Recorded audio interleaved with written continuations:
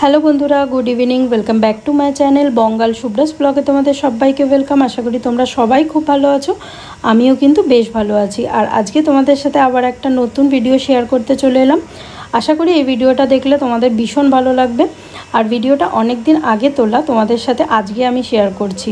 আসলে সময়ের অভাবে আমার ভিডিওটা এডিট করা হয়নি এতদিন, তাই আমি ভিডিওটা এডিট করে তোমাদের সাথে শেয়ার করে দেবো আমার সময় মতন।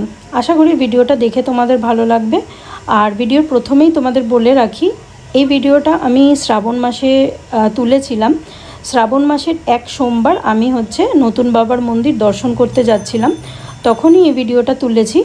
আর আজকের ভিডিওটা আশা করি তোমাদের দেখে ভালো লাগবে। আর দুই দিদির সাথে আমি চলে এসেছি আজকে নতুন বাবার মন্দির দর্শন করতে।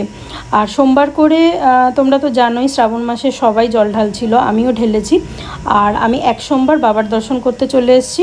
আমরা এই মন্দিরে প্রায় আসি, আর তোমাদের সাথে এই ব্লগে আবার মন্দিরটা শেয়ার করব। আশা করি তোমাদের দেখে ভালো লাগবে। আর এর আগেও আমি একটা ভিডিওতে এই বাবার মন্দিরটা দেখিয়েছিলাম, তোমরা অনেক ভালোবাসা দিয়েছো। আর আশা করি তোমাদের আজকের ভিডিওটাও দেখে ভালো লাগবে। আর আস্তে আস্তে আমাদের সন্ধ্যা হয়ে গেছে, দেখতেই পাচ্ছ। আমরা কিন্তু নতুন বাবার মন্দিরে এসে পৌঁছে গেছি। তোমরাও চাইলে আসতে পারো।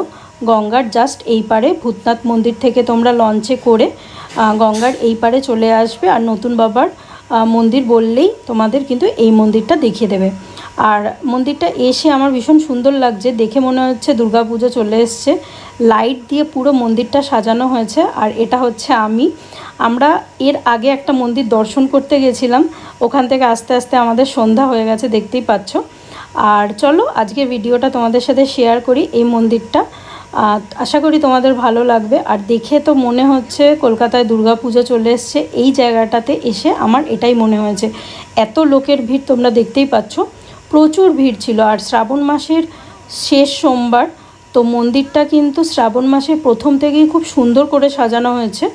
আমি আজকে এসেছি, তো আজকে আসার পর মন্দিরটা দেখে আমার ভীষণ ভালো লাগছে। আর আজকে প্রত্যেকটা জিনিসই তোমাদের এখানে ঘুরে ঘুরে দেখাবো। মন্দিরটা কত সুন্দর করে সাজানো হয়েছে, মন্দিরের ভেতরে কোন কোন ঠাকুর আছে, আর মন্দিরটা কত বড় জায়গা জুড়ে। তোমাদের পুরো ভিডিওটা শেয়ার করব, তোমরা ভিডিওটা দেখো। আর আমার ভিডিওটা ভালো লাগলে অবশ্যই আমার চ্যানেলকে সাবস্ক্রাইব করো যারা করোনি। আর আমি আগেও তোমাদের সুন্দর সুন্দর ভিডিও দেব, সময়ের অভাবে দিতে পারি না। যখন আমার ইচ্ছা হয় কোনো ভালো জিনিস দেখি, অবশ্যই সেটাকে আমি ভিডিও করে রেখে দিই আর তোমাদের সাথে আমি শেয়ার করি। তাহলে চলো কথা বলবো না, তোমরা দেখতেই পাচ্ছ যে মন্দিরে প্রচুর ভিড়। এখানে জুতো খুলে ভেতরে ঢুকতে হবে, কিন্তু আজকে যতটা ভিড় দেখতে পাচ্ছি জুতোটা সাইডে খুলে রেখে দেবো, খুলে আস্তে আস্তে মন্দিরের ভেতরে যাব। তাহলে চলো, মন্দিরটা কিন্তু ভীষণ সুন্দর করে সাজানো হয়েছে, তোমরা দেখতেই পাচ্ছ। আর প্রচুর লোক আছে। তাহলে চলো আস্তে আস্তে তোমাদের ভিডিওটা দেখাই। আর সাথে দিদি আছে, দুই দিদিকে নিয়ে চলে এসেছি আজকে হচ্ছে রবিবার। আর তোমরা দেখো মন্দিরে ঢুকতেই প্রথমেই আমরা দর্শন করব বাবা ভূতনাথকে। ভূতনাথের মন্দিরের একদম প্রথমে যে মন্দিরটা দর্শন হয় সেটা হচ্ছে বাবা ভূতনাথ। তাহলে চলো, এখানে প্রচণ্ড ভিড়, আমি কিভাবে ভিডিও করব জানি না, তাও যতটা পারবো তোমাদের সাথে আমি শেয়ার করছি।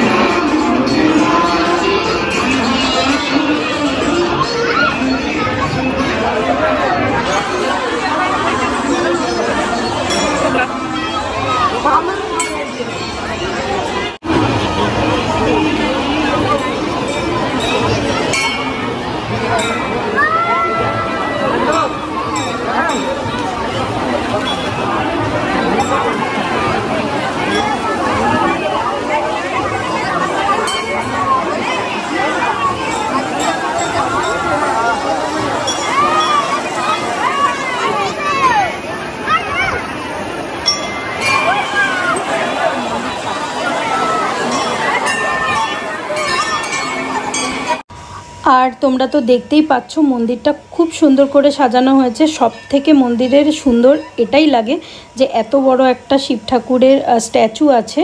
আর আজকে কিন্তু এই স্ট্যাচুর ওপর থেকে কিন্তু ডাইরেক্ট গঙ্গা নদীর জলটা পড়ছে, তোমরা দেখতেই পাচ্ছ, আমার গায়েও পড়ছে আর সবার গায়ে পড়ছে।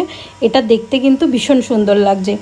আর এই মন্দিরের ভেতরে কিন্তু 12 জ্যোতির্লিঙ্গ আছে, যেটা হচ্ছে এটা 12 জ্যোতির্লিঙ্গের মধ্যে এখানে কেদারনাথ, বদ্রীনাথ, আরও অমরনাথ, সবার কিন্তু এইভাবে মন্দিরগুলো পরপর পরপর করে বানানো আছে। তোমরা কিন্তু এলে ঘুরে ঘুরে দেখতে পারবে।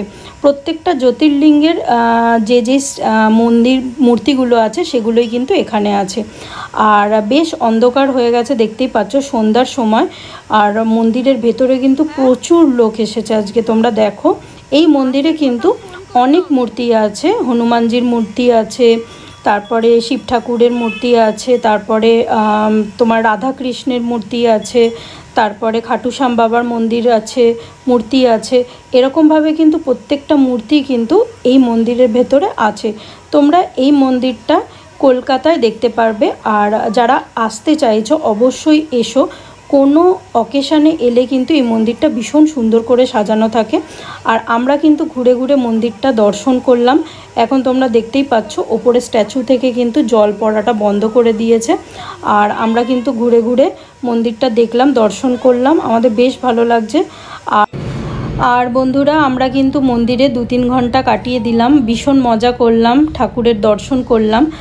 আর আজকে আসতে পেরে খুব ভালো লাগছে। এত সুন্দর একটা পরিবেশ পাবো আমি বুঝতে পারিনি। আগেও এসেছি এই মন্দিরে, কিন্তু এতটা সুন্দর, এত লোকজন আগে দেখিনি।